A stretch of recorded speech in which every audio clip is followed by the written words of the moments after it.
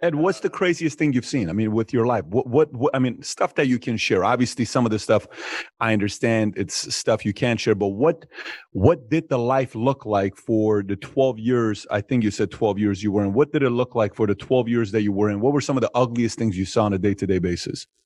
I think like a moment, what people have moments in their life when they just figure out how crazy things might be in their time and space. Um, I was involved in I was called in for a situation that happened at the Tijuana prison, a major riot happening inside of the Tijuana prison. And if people want to know what the Tijuana prison is like, or was like, there was a movie called Get the Gringo by Mel Gibson, which depicts a fictional version of what that prison was like. It used to have whole families living in it. It used to have armed prisoners inside, basically guarding their criminal nest. It was a pretty bad place. It was cleaned up, and but still, gangs inside of it controlled certain aspects of it. Giant, massive riot happens within it. Some of the inmates disarm the security forces on the inside, raid armories, start beheading people. It was an insane scenario. The prison itself is in the middle of a large population center in Tijuana, which is a big mistake, but that's how Mexico is. We just we do things live. Um, as the riot is going on inside of the prison, there's also a riot of the family members outside. So it's explosive. I am about to sit down for dinner after being moved from the operational group I was with, where we would react to things like this.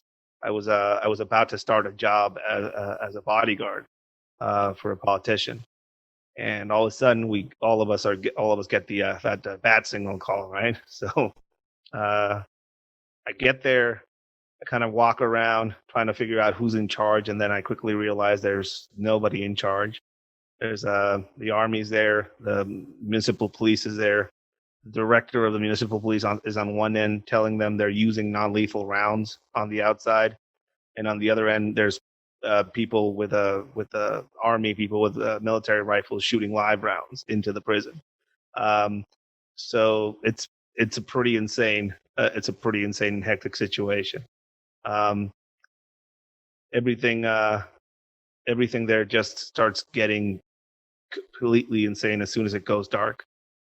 Um, I'm trying to figure out basically who to join up with, and eventually, amongst the crowd of people, we start kind of recognizing each other, and we all start kind of agglomerating into a single group to try and figure out how to best gain entry into the prison system, into the prison courtyard to make entry.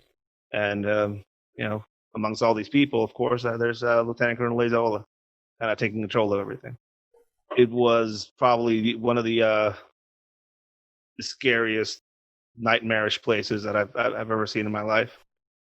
From what was going on outside, seeing all those mothers cry for their sons and their daughters inside of that prison, to then seeing some of the wives and daughters and sons of some of the border guards that were killed on the inside, waiting to see if their loved ones were coming out or not.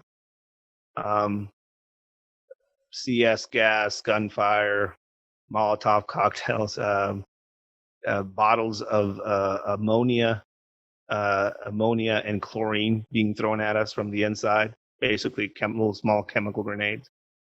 It was a horrific night that still kind of get I remember it every now and then. How old were you at the time when that was happening? What year was that? I think I was probably I probably reached 30 at this point. I can't remember exactly what year it was, but I was in my 30s. There's videos of it on YouTube. It was a pretty horrific night.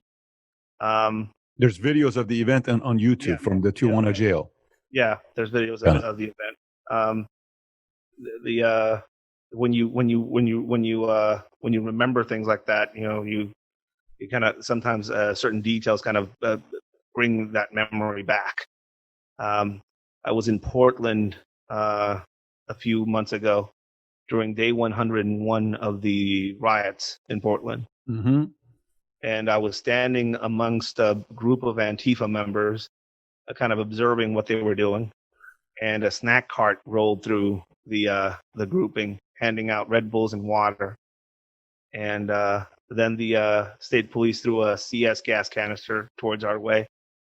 And I was standing there, and everybody was running away. And the CS canister was 5% CS gas, so it basically made your eyes watery and your nose kind of itchy.